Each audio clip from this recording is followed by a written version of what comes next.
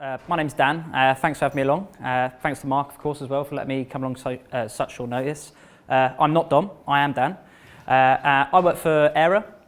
We're based in Milton Keynes. We're predominantly an SEO and digital PR agency. And we tend to just stick to that, really. We don't like to sort of get involved in too many areas because, you know, shit goes wrong. And it's a lot easier just to control things and stick to what you're good at, basically, is a pretty good motto. I'm an SEO executive there. I've been doing SEO for about, probably more closer to 10 years, but I just say 9 because it's easier. And before that, I actually used to work at McDonald's. Wasn't the most glamorous place, but I actually really enjoyed it. And a lot of people say to me that, nah, you didn't work at McDonald's, you probably just, went to uni like most people, blah, blah, blah. But no, didn't go to uni, didn't go to college, haven't actually got that many qualifications, and pretty much everything I do and know is all self-taught. And yeah, that's me. It's not the most glamorous photo, but it actually looks more like a 90s leisure centre changing room. It's a bit grim. But yeah, so I've kind of got to where I am today through sort of nothing more than just hard work, and it really does pay off. So if there's anybody that's here tonight that's maybe thinking, if they're not actually in a digital environment at the moment, or they want to look to get into it, it's definitely possible. You don't need a degree. You don't need to spend loads of money on education. You can learn it all yourself. And it's not actually that hard once you get to know it, but the real difficult thing is just sticking with it and just constantly pursuing it. So yeah, that's a little bit about me. But yeah, over the years, I tend to do a lot of keyword research. And it's one of those SEO tasks that is absolutely fundamental day to day. And it often gets overlooked quite a bit as well. A lot of people seem to assume that it's an easy thing to do. Oh yeah, you just go to Google Keyword Planner, throw in a seed keyword, bang, there you go. You saw exactly what happened to Dom when he did it on Fiverr. That's what a lot of people are doing, and I'm still amazed today at how many people still do that, because they just assume that that's right. But we're in 2019 now, and things change, and there's a lot more you can do in terms of intent and various steps that you can go through as well. So yeah, doing this keyword research, I actually come across loads of keywords, and I've got a few favourites, so I'm going to share a couple of them with you today. So yeah, here we are. Will bananas kill me? Probably not the funniest, but yeah, it's a bit of a weird one. I think there's actually any cricket fans at all? No? Couple. I think there's an Australian bowler that eats like something stupid like 50 bananas a day or something stupid like that, but which is insane. Yeah, so there's another one. How can I improve my love life? That was for a client of ours that specialised in actual tantric massage, which is a bit strange. For any of you that don't know what that is, I wouldn't recommend you Google it. And this is my personal favourite. I mean, the GIF alone is pretty good. That's for a plastic surgeon as well. So, but yeah, as funny as some of those are, there's actually quite a bit in common there. Anyone have a guess at what that actually is? No, you'd be amazed actually. Quite a few of them have got a lot of search volume. But yeah, so at the end of the day, someone's looking for an answer there or a solution to a problem. And we can actually take that and sort of implement that onto our website in a way of providing information. And that's something we tend to do at Era quite a bit, both for ourselves and for our clients as well. So I'm going to try and take you through a couple of steps that I do day to day. Okay, not day to day, it's literally every single day, that hopefully you can sort of start to implement yourself as well. But most importantly, this process does work. And that's the graph that kind of proves it. As you can see, up and to the left. But it does actually work. This is for a client of ours. They're based in the technology industry. We went to them and suggested that we should sort of start doing some keyword research based around the specific topics that they actually cover and provide products for. So what we did is provided a load of research, but that research was predominantly on keywords that are focused around a very, very specific topic, but then we go into great detail within that document itself, and then we then produce a piece of content around all those terms, and the end of it is basically 3,000 word guide around a specific topic that provides an answer to absolutely every question that somebody could potentially have. As you can see, that's the result, and that's actually continued to grow quite a bit as well. Unfortunately, I took the screenshot a bit too early. But yeah, so it does work, and it's really, really good. So what we're going to show you tonight is a process, that's going to show you how you can identify some of your competitors' ranking terms if you're not already doing that, because it's a great way to find some new opportunities there. Going to take a look at how you can potentially highlight some content gaps as well. You might not necessarily even know you have a content gap, So we'll look at that. How you can actually get the number of impressions as well, increase that number, and most importantly, how you can actually get people coming to your site organically without having to pay for it on Fiverr. Again, yeah, so it works. So I will share all the slides after. I think there's a template as well somewhere in here that you can take away and use yourself. So yeah, feel free to follow me on Twitter as well, and I'll tweet that out after as well. So how do we do this then? How do we actually go about doing keyword research that's, in my opinion, the right way? Before we get into that though, I just want to quickly touch on the buyer's journey. Has anybody ever heard of the buyer's journey before? A couple of people. For those of you that don't know, buyer's journey is basically the thought process that a potential user might go through when they're either researching a topic or looking to make a purchase of some kind. So you get predominantly 3 stages: awareness, consideration, and decision. Awareness, as you can see, there's a couple of examples there. It's typically when someone knows they've got a problem, but they don't necessarily know what their solution is yet. Consideration is then taking it to that next stage where they know they've got a problem, they've found some potential solutions, but they're still not quite sure what one they want to commit to. And then decision is that final step, is where they know they've got an issue, these are my solutions, okay, I'm going to commit to this one. So the example we got there are, I want to lose weight, what are the best weight loss products? Or you could potentially just join a gym. Obviously there's a lot more involved in that, but that's generally the process that somebody would go through if they're looking to lose weight, potentially. So my process then, typically first things first, I'll gather a list of seed keywords, not 1 or 2, unlike poor Dom's situation. I'll then take a look at what's actually ranking at the moment, so whether that's on my site or competitors. So yep, what are competitors doing? Whether that's me if they're purposely targeting a specific keyword, or even if they're not, what are they not targeting? Am I targeting a keyword that all of my competitors have purposely left out? Why is that? We can then take a look into that as well. So what keywords are actually getting clicks and what ones are actually getting shown in the search results? That's always a good option to look at as well. And this is really, really good actually, and not that many people know how you can do this, which is quite surprising actually, but we can take a look at what keywords are actually generating traffic.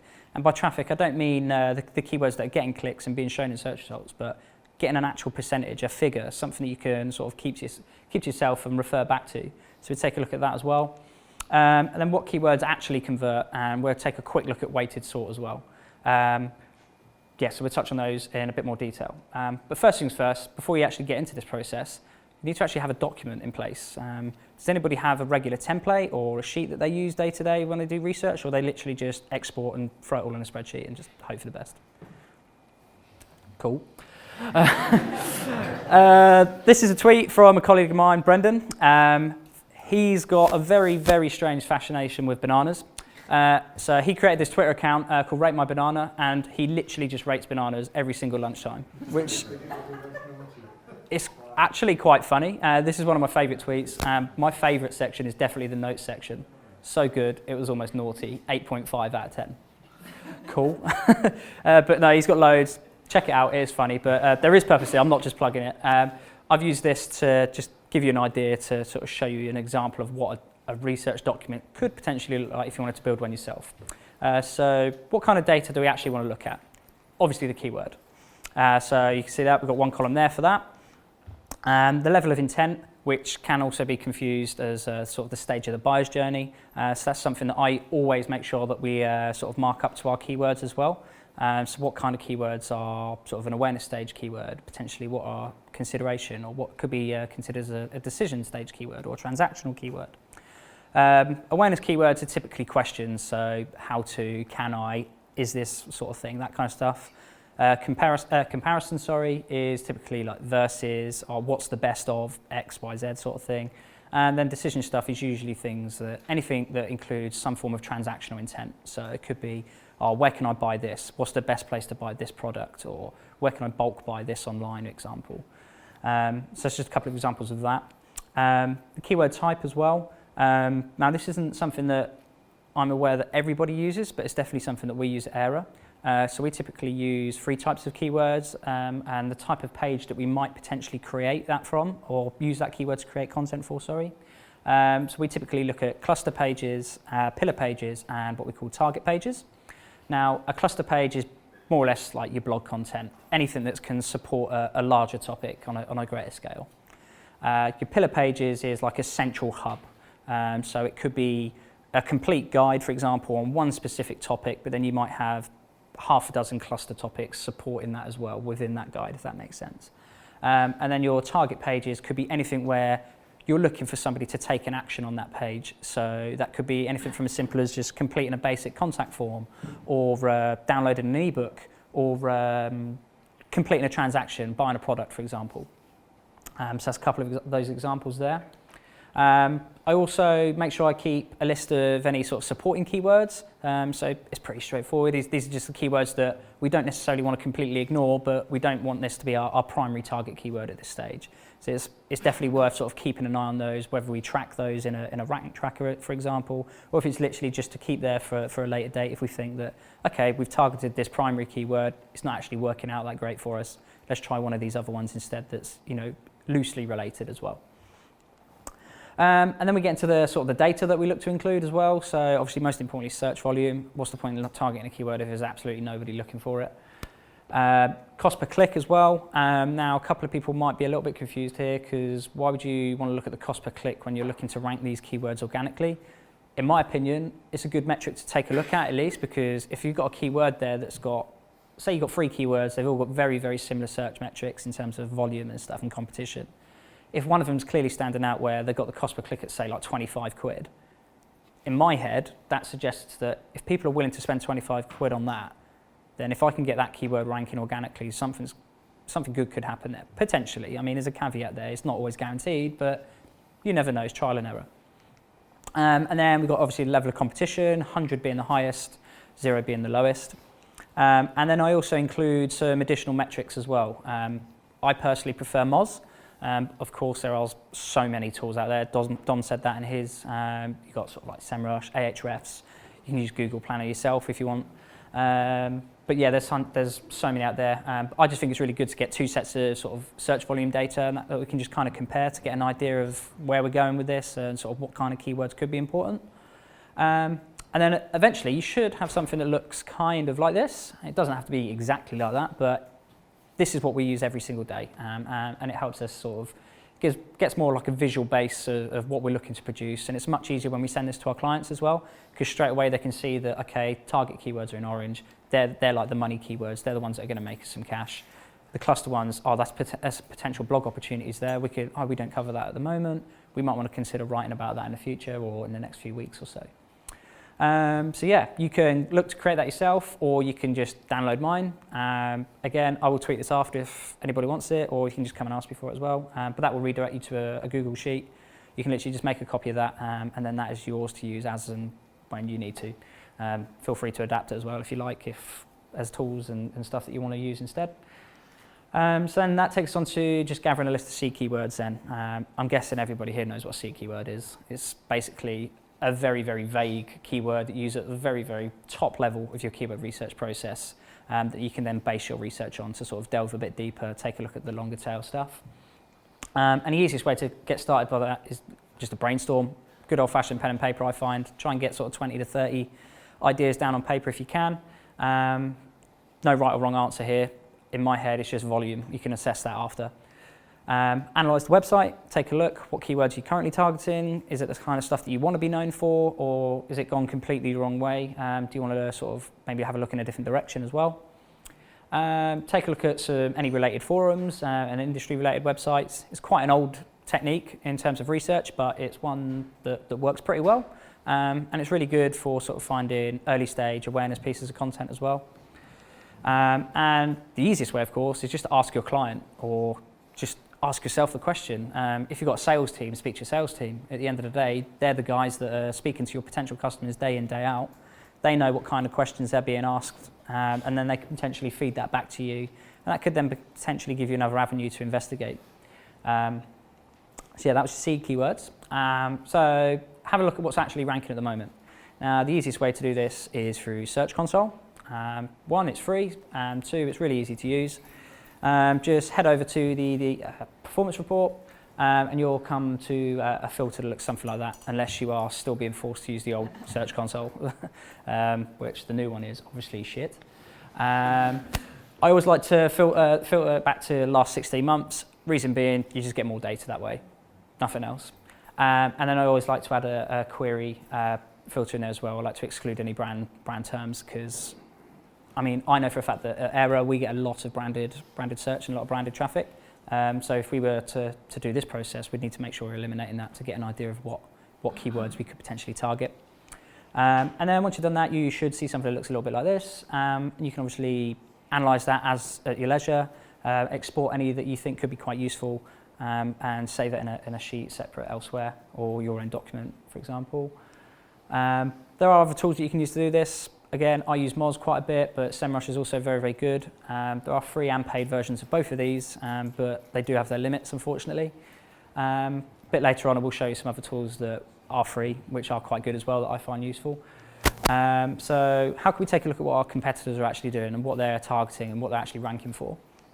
Now, to show you this, I'm going to be using Moz. It is free. You can do this with the free version. I think you are limited to, I think, 5 searches potentially, I think.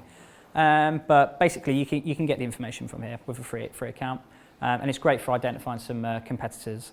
All you need to do is just add your domain in at the top. I think you can only add 2 competitors at the minute, which is a shame, but either way, you can get some pretty good data here. So add your competitors in, hit compare, and you should see something that looks a little bit like this. So you'll get an initial sort of overlap. So you can see there. Error at the top, so we've got 305 ranking keywords, and we've got conductor at 534, so we might want to take a look at those, see what they're doing. These aren't actually direct competitors of ours, by the way. I just needed a couple of examples, so I just grabbed a couple that I could think of at the top of my head. And yeah, as you scroll down the page, I couldn't fit it all on one page, unfortunately, but just under that competitor overlap, you'll see the top ranking keywords report, just like you did with Search Console. Take a look through those at your leisure, mark the ones that you're interested in, and then you can just export that into a CSV file as well that way. And that was, so that's take a look at the competitor stuff. Now this is my favourite part really, and looking at what kind of keywords actually bring in some solid traffic. Now to do that, I'm going to show you how to do this with SEMrush. Again, you can do this with the free version, but if you have the capability to upgrade to a paid version, I would certainly urge you to do so. Appreciate it's not the cheapest tool in the world, but it is very, very good. And to do that, you're going to end up seeing something like this. I'll just take you through that in a bit more detail. So what you need to do is add your domain in at the very top. Make sure it is the domain, because you can sort of filter that down to the full URL or a subcategory, for example. I like to do it at the domain level. Head over to the organic research report on the left-hand side, and then you want to select the positions report as well. You can see there, if you or your client, for example, target multiple countries, or you want to look at research for, or organic research for other areas that you might cover in terms of countries, you can see that just here. So we're going to this will give us organic keywords based on UK search engines. This will be US and this Spanish, obviously. So once you've done that, you want to, again, I added an advanced filter for branded stuff. I want to exclude all that. You don't have to. And then you should see something that looks a little bit like this. So you can see we've got the keyword here, and then I like to sort the traffic in the sort of going from the highest to lowest. So you can see the first non-branded keyword for us is actually SEO Milton Keynes, and that's pretty accurate. We're obviously based in Milton Keynes, we're predominantly an SEO agency, so that's pretty good to see. And then you can just work your way through that report, export that as and when you need to. So yeah, that's really, really useful. So a quick recap, quite a bit of stuff there. Create a research document. Gather a list of seed keywords initially. It can't be underestimated, Check what terms are already ranking. Take a look at what your competition are doing. It's always worth having a look, even if it's just a quick sort of check. Like, you don't have to spend hours on this. Literally 10 minutes is enough. And then take a look at the keywords that are generating some traffic as well. So then that takes us on to step 6. So have a look at the converting keywords and weighted sort. Does anybody use weighted sort at the minute? Or has anybody actually heard of it? Yeah? Couple? Cool. So essentially, I won't go into detail, but essentially what weighted sort is, it excludes any outliers. So you can have a load of converting keywords with one click and the conversion rate be 100%. It's not really that useful because it's a bit inaccurate. Whereas if you've got a keyword that's got 80 clicks and a conversion rate of, say, 3 or 4%, that's probably something that you can use and is a bit more actionable. So yeah, weighted sort does that, and it's pretty easy to do that. Easiest way to do it is just go to Google Analytics, head down to your search queries report. Excuse me, sorry. And then you should come across something that looks a little bit like this. Now, easiest way to get what you need is a couple of bits you need to do first. Now, I always sort the conversion, by all goals.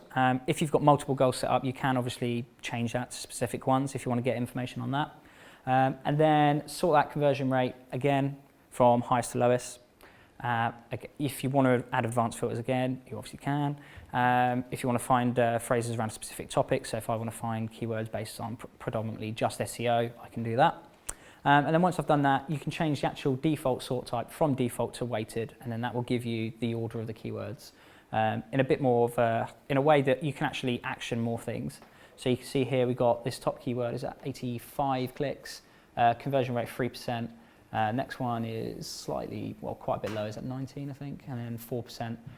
But they're the kind of keywords we want to look at. So if you've got a lot of keywords that are getting that kind of conversion rate and stuff, they could potentially be really useful for you.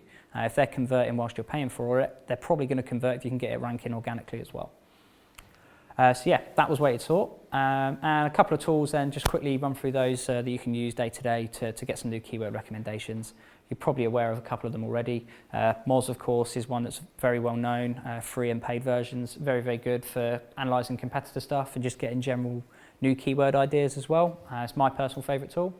SEMrush as well, very, very similar to Moz, is basically an all-in-one SEO suite, free and paid. It's really, really good at grouping keywords automatically for you, so it kind of cuts a little bit of the time out, so you don't have to spend too much time having to manually go through each keyword and sort of bucketing them into different categories, so that's quite useful. And it's really, really good for identifying any featured snippet opportunities as well. I'd highly recommend you take a look at that report if you're not already doing so. If you're not too sure how to do that, just grab me after. I'll be happy to sort of have a chat with you after as well. That's not a problem. So one you may or may not have heard of, Infinite Suggest. Has anybody heard of this or use it at all? It's basically, do you ever go to Google and just put in your keyword space A, B, C, D and see what it automatically suggests? Infinite Suggest does that for you. You put in your keyword, hit search and bang, it gives you a response in less than 10 seconds. And it usually gives you a list of at least 100 keywords that Google's automatically suggesting. Now, caveat here is that it doesn't give you any search volume with this. So you would need to get your search volume from elsewhere. But there's some more keywords that you could potentially consider that you might not have thought about already. So that's that. And yeah, best part is completely free of charge as well. Answer the Public, I'm sure most people have probably heard of that now. It's become quite a popular tool. Unfortunately, it's not a completely free tool anymore. You are limited on how many searches you can do now, which is a bit annoying. But it's very, very good for finding any questions, awareness stage content, potential blog pieces as well. That's really, really useful there. And one that I haven't used for a very, very long time is Keyword Shitter. Does anyone use it? No? No, it's actually really, really good. I mean, it's very, very outdated, but you essentially just throw a keyword in, hit shit keywords, and it will literally give you thousands. Like, I put in one, when was it? Yesterday. Hit click, started doing it. It runs for about, well, as long as you want it to run, basically, and it will just keep churning out keywords related, and it's pretty accurate. It's pretty good. I ended up with about 7,000 keywords. Obviously, I wasn't going to use all of them, but you get the idea. It's another source that you could potentially use. So yes, that's very good. So yeah, best thing to do is just getting mass keyword suggestions. So yeah, once you've got all your keywords, you've got all your data, you've collected it all, it's time to start actually populating that research document that you created earlier, or if you've stolen mine, that's not a problem. So yeah, add in your keywords, add in any preferred metrics, whether that's Moz, SEMrush, Ahrefs, or even if you don't. I'd always encourage you to use two if you can though. And don't forget about the buyer's journey. Try to apply a stage of the buyer's journey to every keyword you come across if you can, because it just helps you consider the type of content that you might want to think about producing a bit later on down the line. This was a tweet that I sent out a little while back that it was pretty popular. Quite a few people ended up jumping on it. And it was actually based around an article that a guy called Rory Truesdale put together for Search Engine Journal, where basically he produced sort of like an algorithm. He actually works for Conductor, funnily enough. But essentially what they do is analyse the SERPs to get an idea of the intent around the results. So then they can know that, okay, this keyword is more transactional. Out of the 10 organic results that are on this page, 80% of them are product pages. So you might think, okay, that's a page that we probably shouldn't make a blog post around. It's not going to do very well. So you might want to more target that more to sort of like, if you're an e-com site, definitely products and stuff, or a product landing page, for example. So yeah, I always find that adding the stage of the buyer's journey to a keyword is really, really useful, even if it's just in the short term, just to get a vague idea. It's really, really good. And then once you've done that, you can obviously start prioritising, get an idea of what keywords you actually want to think, okay, this is the one we want to go for, this is the one we want to be known for, and the one we want to rank for as well. So once you've done all that, you'd probably assume that you're finished, and yeah, cash in, done, keyword research, completed it. But a lot of people fall into that trap, and it's something I really cannot urge enough, that once you've done the research, make sure you take an action on it. There's so many clients that I've done keyword research for. I'd probably say as high as 70, maybe even 80% of the keyword research that I do hardly ever gets implemented, and it is incredibly frustrating. But when it does, you can see that it works really, really well. So mapping your research, easiest way to do that is to create a mapping document. Before coming here tonight, I sent out a tweet just basically asking people, or predominantly startups, what's most important to you. Rankings, traffic or content. Of course, most of the answers were in the comments. People said they wanted to see money, which is obviously nice, but non-surprisingly, traffic was the highest result. But how are you expecting to get traffic if you're not actually going to map your keywords to your content or create content to bring in that traffic? And of course, that then falls aside with content as well. Traffic and content go hand in hand. If you want traffic, you need to create content to get that to come in. It's not rocket science. This is an example of a mapping document that I use day to day. It is a bit of a beast. I won't spend too much time on it, but I'll just give you a quick rundown of what it is. So on the very top on the left, you can see we have a column for the type of keyword, whether it's an existing URL or if it's, not keyword, sorry, type of URL, whether it's an existing URL or if we're going to look at creating a new one potentially. You've got the full domain there as well. Then we also show the structure or the tiers. So we purposely limit that to 3. Just because it's a lot easier for search engines and users to find content that way, and then you can obviously manage your internal linking structure a lot better as well. Then you've got the keyword targeting there, so you've got our primary keyword. That's the one we're going to predominantly sort of optimize for, titles, descriptions, etc. Then any secondary keywords, the stage of the buyer's journey, and the content type as well. So is it a target page, pillar page, or a blog content, cluster page, sorry. This bottom part does actually sort of connect to that top bit, but I couldn't fit it all in. Then you've got in the yellow just down there on the left is the current sort of meta sort of optimization. So what's the current title, description, H1 is the keyword in all of those, for example. And then we have a section where we make our own recommendations if we need to. A lot of people can get a bit carried away with this. They feel the need to, okay, I'm being paid to do a keyword mapping document. I need to make sure that I'm recommending changes. Sometimes changes aren't always required. Like, obviously there's a couple of tweaks, but you don't need to go changing the whole URL structure. If it's just a case of, okay, the URL is pretty sound, the body content's good, headings are good, but you don't actually have it in the title at the moment, just make that change. You don't need to do everything. And then we also have a section for internal linking as well. So are there any product pages or target pages that we want to link to? Are there any additional sort of resource pages or pillar pages that we can link to as well? And then cluster pages, so any supporting content, whether that be internal or external, that we can link out to, because don't be afraid to link out to another website. It's not the end of the world. You're not going to be killed for it. It's actually quite useful when Google actually like that a lot more. And then most importantly, make sure you actually implement and track this stuff.